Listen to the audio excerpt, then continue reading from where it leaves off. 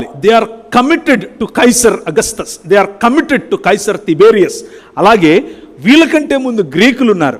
గ్రీకులు అరిస్టాటిల్ యొక్క సిద్ధాంతం, ప్లేటో యొక్క సిద్ధాంతం, వారి యొక్క దార్శనికత అంటే ఫిలాసఫీ, వారి యొక్క ఆలోచనలు, వారి యొక్క పద్ధతి, జీవన విధానం, వారి యొక్క పైథాగరస్ చెప్పినటువంటి మాటలు, ఇలాంటి ప్లేటో చెప్పినటువంటి మాటలు, ఆ తర్వాత మెల్లిమెల్లిగా అది నియో ప్లెటోనిజంగా మారటం, వీటిని ఎక్కడెక్కడైతే వారు రాజ్యాలను స్వతంత్రించుకున్నారో, ఉదాహరణకు Punjab, Sindhu,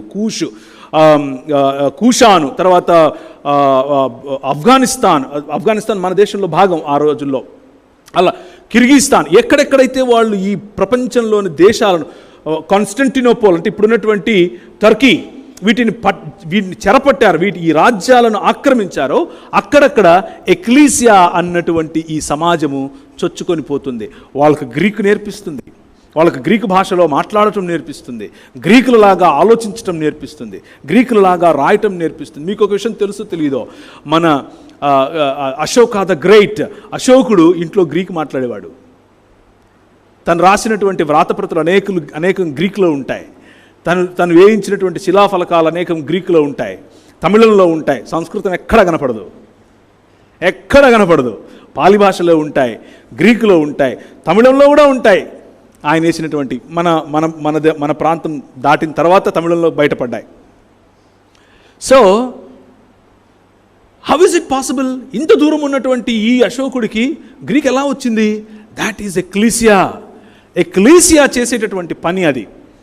they transform societies, they transform your language, they transform the way you think, they transform the way you talk about peace, the way you talk about justice, the way you talk about, look at human beings. ఇదంతా కూడా నీ ఆలోచనలో మార్పును తీసుకొస్తుంది.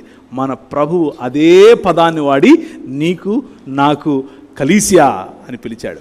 మనం అప్పటికే ఆయనకు already, ఆయన ఈ పేతురు నువ్వు అన్న మాట మీద నా సినగోగును కడతాను అన్నాడా? No, synagogue was already there. ఆ సిస్టమ్ ఆల్రెడీ ఉంది.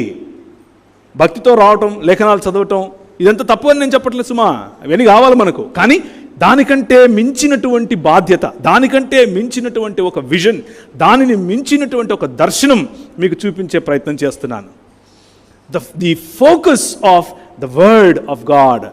ప్రపంచములను కేవలము 4 గోడల మధ్య కూర్చున్న వారికి బుద్ధి చెప్పటం, కేవలం 4 గోడల మధ్య కూర్చున్న వారికి నేర్పించటం, కేవలం 4 గోడల మధ్య కూర్చున్న వారికి నీతితో శిక్షణ ఇవ్వటం మాత్రమే మన పని కాదు.